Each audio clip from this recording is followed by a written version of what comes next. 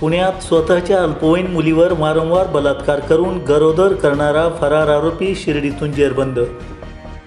28/12/2023 रोजी श्री साईबाबा संस्थान शिर्डी येथील कर्मचारी अविनाश आदलिंगे आणि अण्णासाहेब परदेशी या सुरक्षा अधिकारी यांनी DYSP संदीप मिटके यांना माहिती दिली की मागील 3 दिवसांपासून एक इसम साई उद्यान येथे राहण्यास आहे.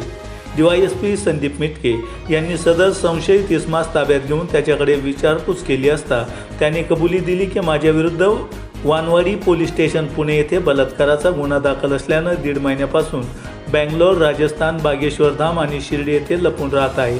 त्याबाबत वानवडी पोलीस स्टेशनचे पोलीस निरीक्षक यांच्याकडे सदर आरोपीबाबत चौकशी केली असता त्यांनी कळवले की सदर आरोपी विरुद्ध 10/11/2023 रोजी वानवडी पोलीस स्टेशन येथे गुन्हा दाखल असून सदर आरोपीने, ज्याचे वय 50 वर्षे आहे, स्वतःच्या अल्पवयीन मुलीला म्हणजे 16 वर्षाच्या मुलीला जीवे मारण्याची धमकी देऊन तिच्यावर एप्रिल 2023 पासून वारंवार लैंगिक अत्याचार केले. त्यामुळे पीडित मुलगी ही सध्या 7 महिन्यांची गरोदर आहे. त्याचे विरुद्ध वानवडी पोलीस स्टेशन येथे गुन्हा रजिस्ट्रेशन नंबर 547/2023, भारतीय दंडविधान कलम 376/2, 376/2, 323, 506 प्रमाणे बालकांचे लैंगिक अपराधापासून संरक्षण अधिनियम 2012 चे कलम 4, 5, 5, 6, 8, 12 कलमान्वये गुन्हा दाखल आहे. त्यावेळेपासून आरोपी हा फरार आहे.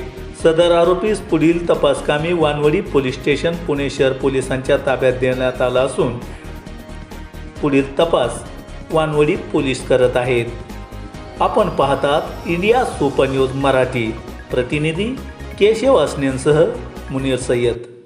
वानवडी पोलीस स्टेशन या ठिकाणी दिनांक 10 नोव्हेंबर 2023 रोजी पीडितेच्या आईने दिलेल्या तक्रारीवरनं भारतीय दंडसंहिता कलम 376, 376(2) FJN, 376(3) आणि बालकांचे लैंगिक अपराधास संरक्षण अधिनियम 5, 6, 8, 12 अन्वये गुन्हा दाखल करण्यात आला होता. यामध्ये पीडिता ही 16 वर्षाची असून ती सध्या 7 महिन्याची गरोदर आहे. पीडितेचे वडील वय वर्ष 50 यांनी तिच्यावरती एप्रिल महिन्यापासून वारंवार बलात्कार करून तिला गरोदर केलेला आहे. त्या अनुषंगाने सदरचा गुन्हा दाखल होता.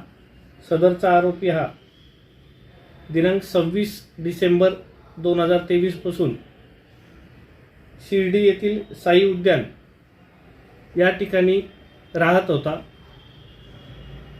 त्याला वारंवार रूम खाली करण्याबाबत कळून देखील तो करत नसल्यामुळे अविनाश आदलिंगे यांना आणि मंदिर विभागाचे संरक्षण अधिकारी अण्णासाहेब परदेशी यांना त्याच्या वर्तनाबाबत संशय आल्याने त्यांनी शिर्डी पोलिसांशी संपर्क साधला.